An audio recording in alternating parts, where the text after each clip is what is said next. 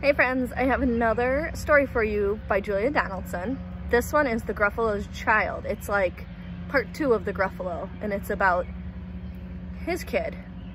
And that's a baby Gruffalo, or a little Gruffalo.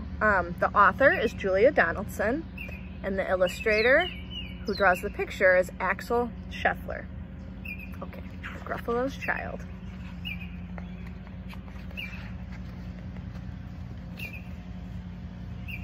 The Gruffalo said that no Gruffalo should ever set foot in the deep dark wood. Why not? Why not? Because if you do, the big bad mouse will be after you.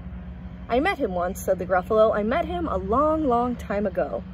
What does he look like? Tell us, Dad. Is he terribly big and terribly bad?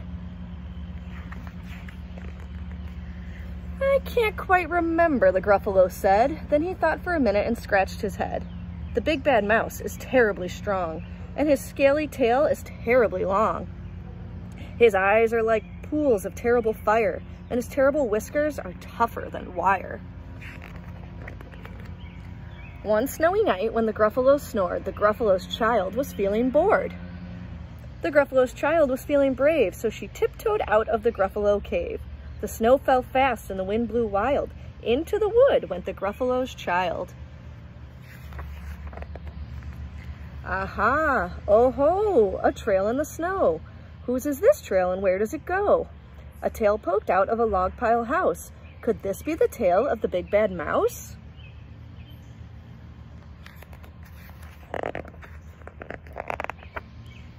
Out slid the creature. His eyes were small.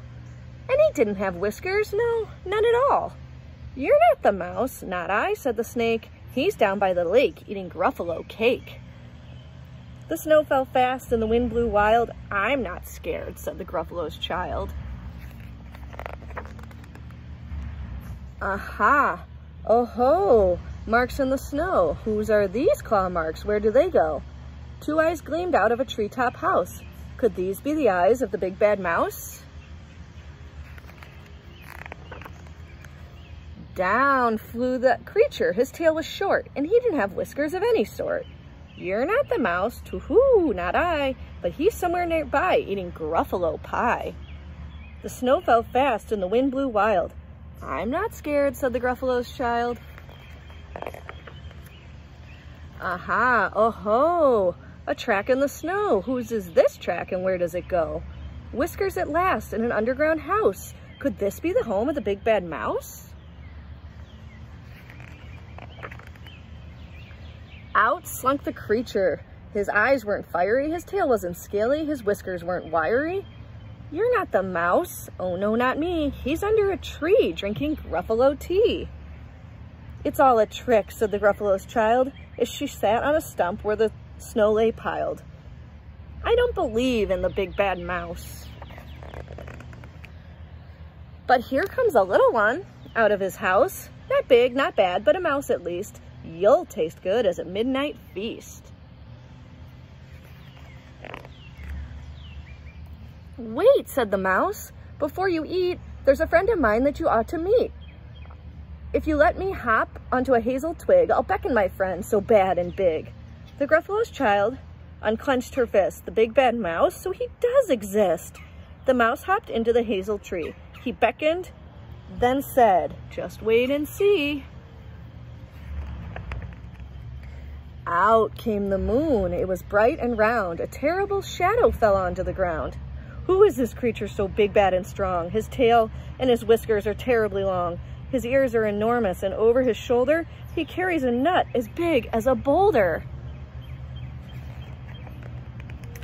The big bad mouse, yelled the Gruffalo's child. The mouse jumped down from the twig and smiled. Aha, oh ho, prints in the snow. Whose are these prints? Where do they go?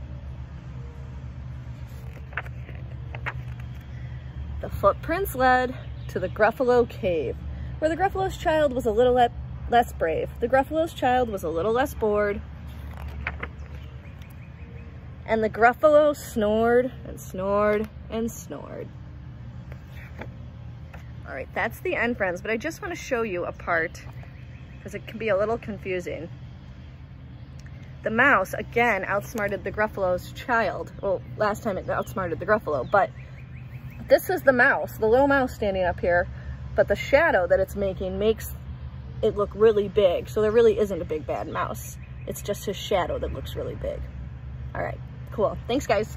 See you later.